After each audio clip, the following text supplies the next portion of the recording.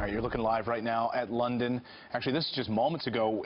One of these apartment complexes in East London where they've cordoned off a whole section. We know that now 12 people have been arrested in these raids connected with these terror attacks that took place last night on London Bridge. We've got a great guest to talk about this. We've got Ed Davis, former commissioner of Boston Police Department, who, of course, involved deeply in the manhunt for the Boston bombers after that horrific attack during the marathon. Good to see you this morning, Ed. Good morning. Good to see you, too. What are they looking for right now? Well, after an incident like this, they're exploiting all of the telephones, all of the social media. They're talking to his associates to find out who he has spoken to in the last, and I say he, I mean all three of them, in the last 24 to 48 hours. And they're going to hit everybody that they find that was in contact with this guy. They'll do raids on all of the people that have any affiliation with him at all. That's the immediate job. Absolutely, and so I'm guessing they're attempting to identify, or have probably already identified, who these attackers are. How critical is that? I mean, that's got to be the most important part of it. Who are they? Who are they associated with? And how quickly can we get them? Right, and who their associates are to see if there are other plots being planned. This doesn't happen in a vacuum. There's a support system around an incident like this, even something as simple as this. And so the urgency of this investigation is about follow-on attacks. What's next?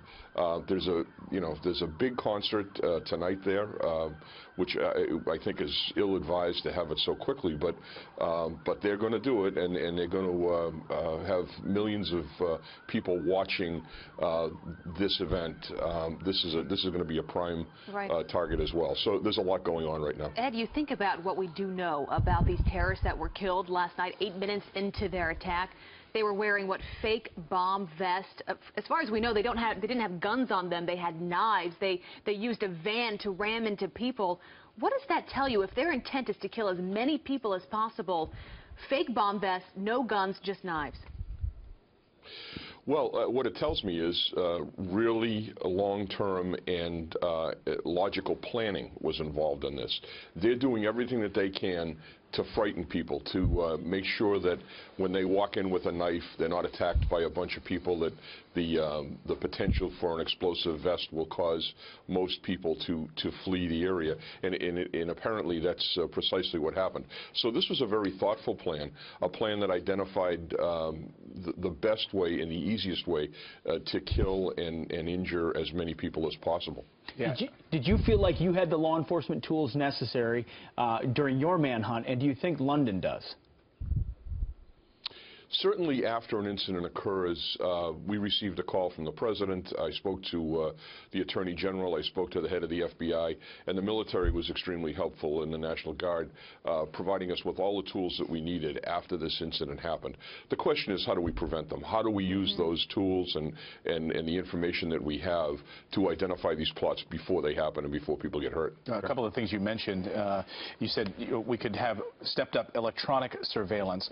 What would that look like? Is that one way to make our cities safer? It is. Just 2 years ago in Boston, they were on the phone of one of these suspected terrorists, and they heard him say, "I'm going to leave my house and decapitate a police officer." And they intercepted him on the way to the bus, tried to stop him. He pulled his weapon, and he was shot and killed by an FBI agent and a local police officer.